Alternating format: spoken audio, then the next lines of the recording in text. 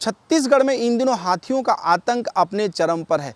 पूरे प्रदेश में 250 से अधिक हाथी विचरण कर रहे हैं। अगर बात सरगुजा की करें तो सरगुजा में 88 हाथियों का इस समय मौजूदगी है और वो 88 हाथी 11 दलों में बंटकर लगातार मैदानी इलाकों में उत्पात मचा रहे हैं। पिछले 7 सालों में हाथियों की भी बात करें तो उनकी भी जान गई है और 67 हाथियों की हो चुकी है। तो ये इंसानों और हाथियों के बीच का जो संघर्ष है वो छत्तीसगढ़ में काफ़ी पुराने समय से होते आ रहा है। लेकिन अभी जब अगस्त का महीना आया है तो जो हाथी हैं वो जंगल से निकलकर मैदानी इलाकों में उन्होंने अपना स्थायी डेरा बना लिया है, ऐसा कह सकते हैं।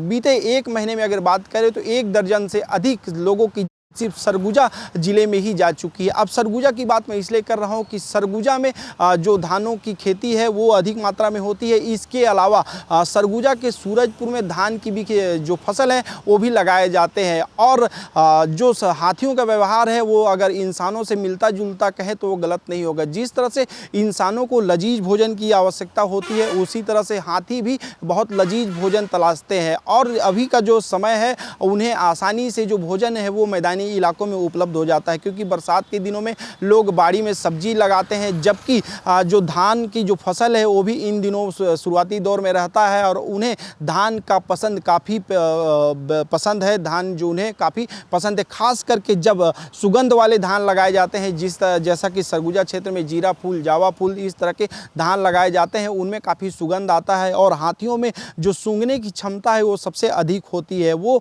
सूंघ कर पता लगा लेते हैं कि कौन सा चीज़ कहाँ पे रखा हुआ है। यही कारण है कि अगर घरों में महुआ रखा जाए या धान रखा जाए तो हाथी उस स्थान को निशाना बनाकर उसी एरिया को छेद करके उसको निकाल कर अपना आहार बनाते हैं। जबकि जब वो खेतों में आते हैं तो खेतों में उन्हें जो धान का जो एक मिल्किंग स्टेज होता है, जिस समय धान में दूध होता है चावल बनने से पहले, उस दौर का जो भोजन है हाथियों को काफ़ी पसंद आता है। और जो हाथियों का व्यवहार वो ऐसा है कि वो जो दिन में हमला नहीं करते हैं, वो दिन में किसी बांस के पेड़ पर अपना स्थायी डेरा बना लेते हैं, लेकिन जैसे ही शाम होता है हाथी जो है वो खेतों की रुख कर लेते हैं। और जब इसी बीच इंसान और उनका मुठभेड़ होता है तो इंसानों को अपनी देनी पड़ती है।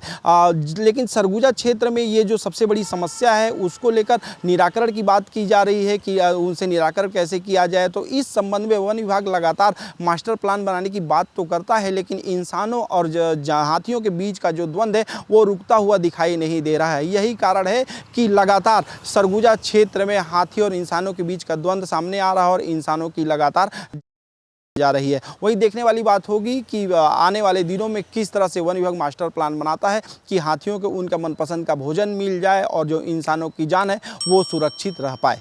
Ajay Soni, the press Hindi, Raipur.